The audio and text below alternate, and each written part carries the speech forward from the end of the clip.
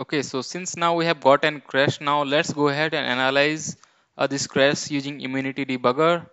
So I'll just close it directly and open Immunity Debugger. So Immunity Debugger has 4 different sections, if you could see here clearly. So this section is where your CPU instruction will be shown, whatever that is running by the attached program. And this section you will see various registers like your ESP, EBP, EIP and all those different registers. You can go through the slides to know more about our previous video, to know more about what are the registers and what are their usage. This area will contain the memory dump that will executed by the program, and here you will see the stack area, or where you will see the actually stack memory part. So now let's go ahead and start our mini share and then connect with our Immunity Debugger. So to attach a running process to our Immunity Debugger, all you have to do is like you have to go to file. So I'll quickly go to file and attach, right? So it will list all the different processes those are available or running now. So you could see MySQL is running, and also you could see Minishare is running having process ID 2700, and it is like Minishare 1.4.1 running from Windows program files and Minishare. So I'll click on attach. As soon as I click on attach, by default it typically takes you to the pause state. You could see here, right, at the below corner. Now to make it run, you have to click on this particular play button. So this will make the Minishare to a running state, right? So it is now in running state. Let's go ahead and send the payload. And if you send, look at the payload, we are just crashing with 3000 of A. So as soon as you set the payload, this application should crash exactly as predicted. It has crashed, and you can see the stack is overwritten with A. Also, if you see here, our EIP is overwritten with 41, which is nothing but the ASCII value of A, right? Also, you could see the ESP is also overwritten with ASCII value A, right?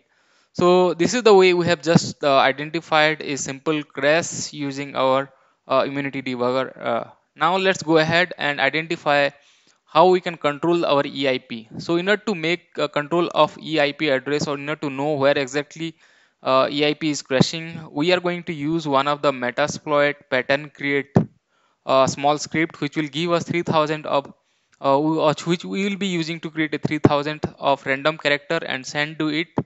And then basically once it's crashed, then we will take the location where it is like crashing, and from the 3000 character that we have sent, we will figure out where exactly it is, right? So let's get the practical demo to more idea, right? So I will just go to my Kali system and I will say locate, and I will say pattern underscore create. Okay, so it's present inside your Metasploit tools exploit pattern create.rb. So let's go ahead and create a 3000 character pattern of random character. So I'll just copy this one, paste it, and hyphen L. So I need 3000 character, right? So it has generated 3000 of random character of random sequence. So let me go ahead and click them all. So let's do it this way. Yeah, sorry.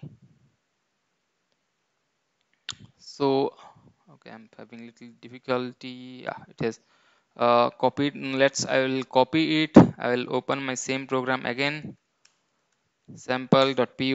Now instead of sending a 3000 of A, what I'm going to do is I'm going to send all this random character, right? And I'll simply close this.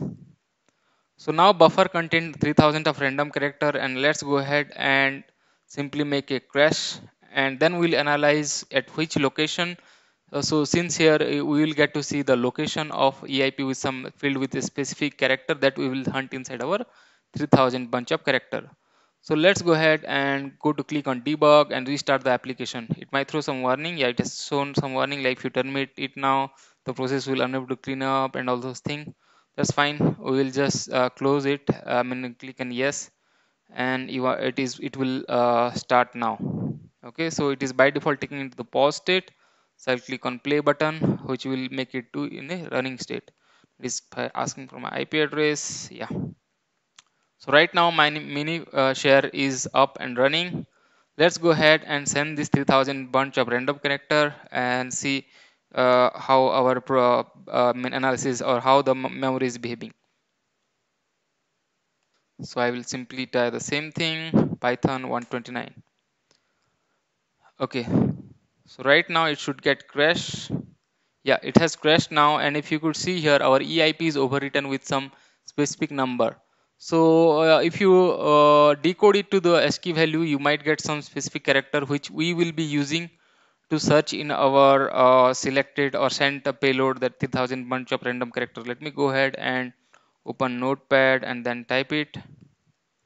Yeah, so it's 3668435 So now let's go ahead and search this specific character in our 3000 bunch of character that we have just now sent. Now in order to determine the address, there is something script which is already available with our Metasploit, that is your pattern offset. So let's go ahead and use this pattern offset. Again, you can type locate pattern underscore offset, right? So it is again in this particular directory. So I'll go ahead and start using it. So you can type -h for knowing different help of this particular tool. So -h, I will tell you that, right? So these are the different option. So since we know, we can use -q, and then we have to specify the character number, that is 3668435. So I'll type 3668435, right? So 366 is, let me verify again, 3668435. Now as soon as I type enter, it says this exact match at the offset number 1787. So over here, this EIP is getting overridden after this specific address. Now let's quickly go ahead and verify it whether it is actually having or not, right? So in order to do that, what we are going to do is we are going to modify our program. So let's type nano sample.py. So 1787. So instead of buffer directly, let me quickly clean, right? So buffer plus equal to 1787, sorry, a into 1787. So we'll first send